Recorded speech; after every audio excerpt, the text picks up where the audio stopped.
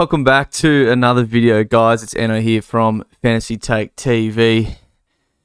And before we do anything SuperCoach related, I just have to touch on the Denver Nuggets winning the 2023 NBA championship. They are the best team in the world, and I genuinely cannot believe it. Like, watching the end of that game, I was like, can we actually just pull this off? And I know up 3-1, and I know like it's all still in our favour, but just the shots not falling, everything going wrong, that call at the end that should have been clearly not a foul on AG, but like just to pull it off in the end. And I mean, I'm just a guy in Australia that goes for the Nuggets. I don't even know why, to be honest. I think when I was like 10 years old or 12 years old, I love the logo. I think I was, like the NBA, like any other kid, played basketball, had my favorite players, LeBron, D-Wade growing up, AI,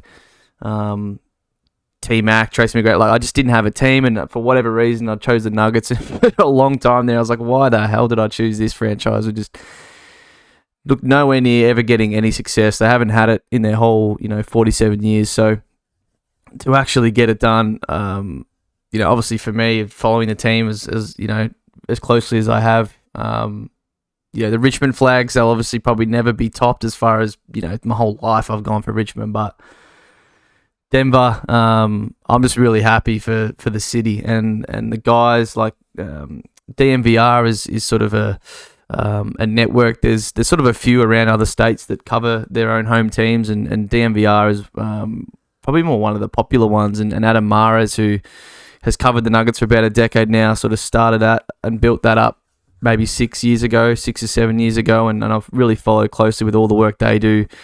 Not only written pieces and whatnot, but they do live shows, content that I do watch quite a lot, and I'm really just happy for those guys, and a lot of the other guys, Harrison, D-Line, a lot of those guys that's covered the team for this long, and of course the players, like Joker, dude's ridiculous. Like, I've obviously watched a lot of him pretty much his whole career, and ever since he sort of started getting more minutes, started actually starting for us after we traded away Nurkic, watching him, you just laugh. Like, the way I explain watching him to people that haven't before, like mates who don't watch the NBA that much, or anyone, you just laugh. Sometimes you just catch yourself laughing at some of the stuff he does, and that honestly hasn't changed as he's gotten better and better into the player he's become. You just keep laughing at how ridiculously good he is at basketball, and I'm just so happy for him.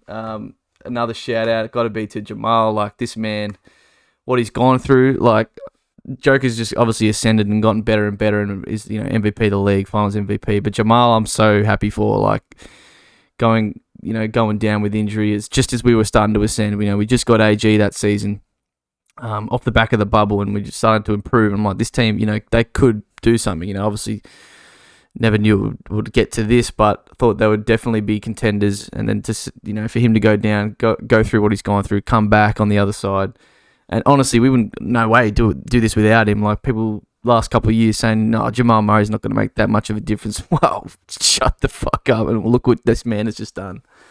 So yeah, obviously got to shout those boys out. Got to enjoy this moment. I mean, I was tearing up towards the end there, watching just what the final buzzer. Like, it's just crazy to see, and I'm very, very happy for the just for the city, for sure. One day I will be there. Got to go to a game. Got to get to the bar. Got to get into the Nuggets fandom, and I'll definitely, before I die, see that man play a game. I mean, I've been to America and they didn't line up with where I was, so I'll get that back there one day. But just incredibly happy. So. To SuperCoach, I will put a timestamp there for anyone who doesn't want to watch that, doesn't give a shit. But for SuperCoach wise, I did a live stream last night, so we'll go over this pretty quickly, not too much. But it was pretty don't want to say useless, but pretty non-eventful round in the end.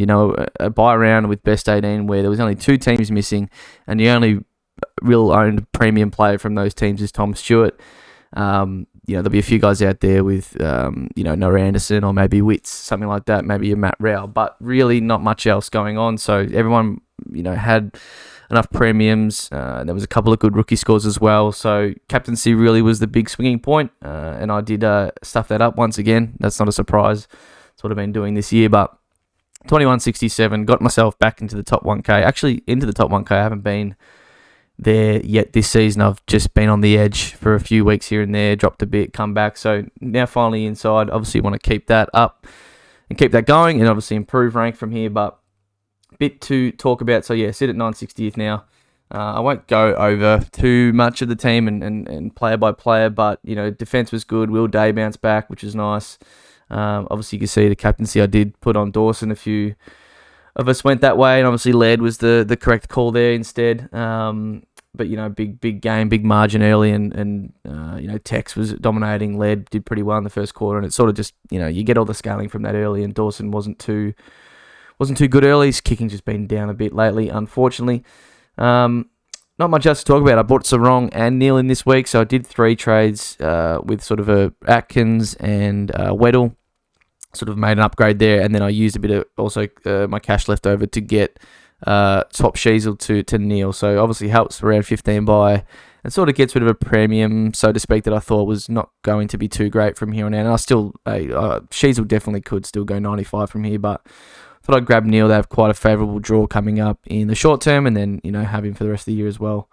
On top of that, so yeah, use all 3 trades there.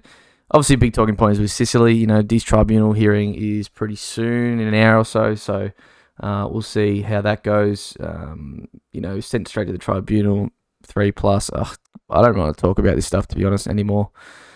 Really, but obviously, fingers crossed. Hopefully, gets off or gets down to 1 or whatever. I don't know the ins and outs of what can happen there, but hopefully, the Hawks lawyers do their best there. Otherwise, to be honest, if he gets 3.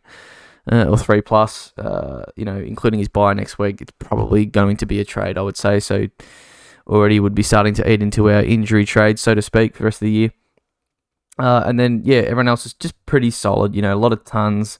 Dunk's really good again. Taranto really good again. So, going to have to get the captaincy, I think, around sort of those guys more often. And then obviously Bont's always just very consistent. So, yeah, not too much else to talk about. Briggsy's making a lot of money. People have got him at R2. That's very, very good for you. And the rookie I brought in last week was Marriage. So did well. Kicked a couple of goals. He looked good. So very, very happy with that. And then obviously we got MJ with a good score. Eddie Ford. So good money coming from the rookies at this point of the year, which is good to see. Very handy. Because we'll obviously look to probably get Clary back. And then, to be honest, if I end up trading Sis, he's 650. Could get a bit of cash out of him going down, and then I might end up being able to get Clary and Butters, which I was sort of maybe struggling to otherwise. But obviously that will involve using extra trade. So anyway, we'll get to that when we see. But I'm probably I think no trades this week unless I decide to trade Sicily, depending what happens. So we'll take Sicily off.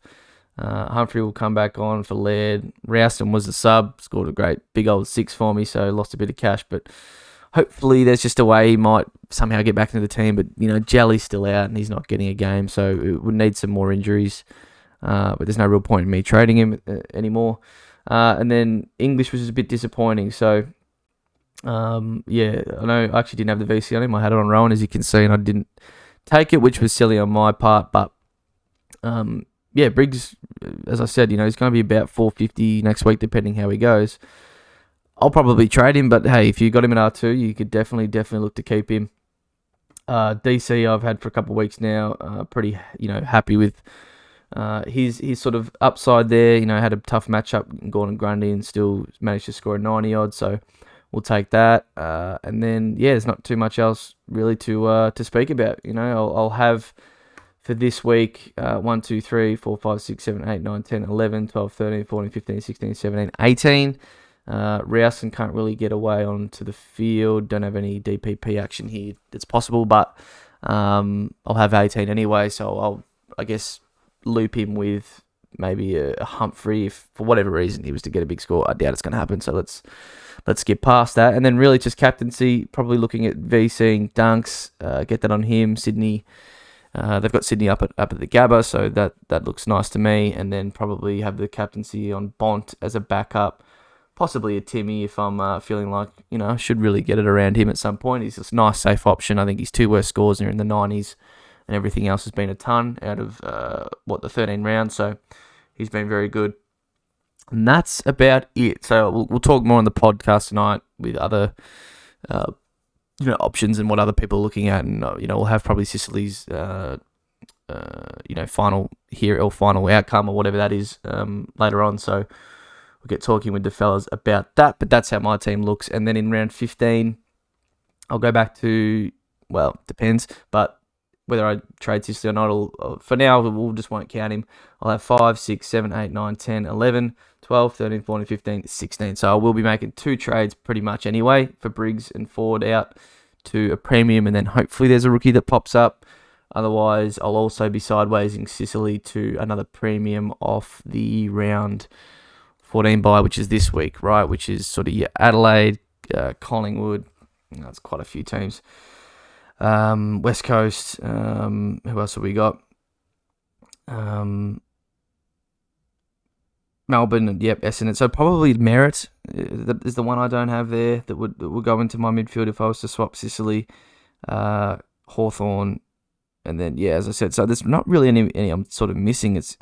I really am set up not too bad for the last buy, but yeah, I've sort of already got all those options that we had the first buy. Like both Freo boys, got Sinclair. Don't really want Steele, obviously, but got Marshall, Goulden, and all those sort of guys already. So it's hard for me, if I was to trade Sicily this week and sideways him if he gets 3 and I decide I want to trade, it's sort of hard to know who to go to. Like, it'd have to be sort of a Noah Anderson, or it's not really like that. No one really entices me that much, Luke Ryan or something like that. But that, yes, you make a lot of money. Like Luke Ryan is a lot down at about 500k, so you make a lot of money, but it's very tough. So anyway, I will definitely get 18 for this round, possibly 19. And then we'll right from the way home, I'll look to get Clarity and Butters through all my money with Briggs and Humphrey and Ford, and then Johnson, who hopefully get over to 350 even maybe. So yeah, look not too bad. Hopefully keep making the push in the second half of the year and aim for probably top 500-ish. Obviously got to nail some captains eventually, but really only done that a couple of times this year. But thanks for watching, guys. Yeah, as I said, record the podcast tonight and get that out, later on tonight, tomorrow. So catch you on the next video, guys. As always, thanks for watching, and go Nugs. Got the mojo deal, we been tripping like the 80s. Pulling out the coupe at the light.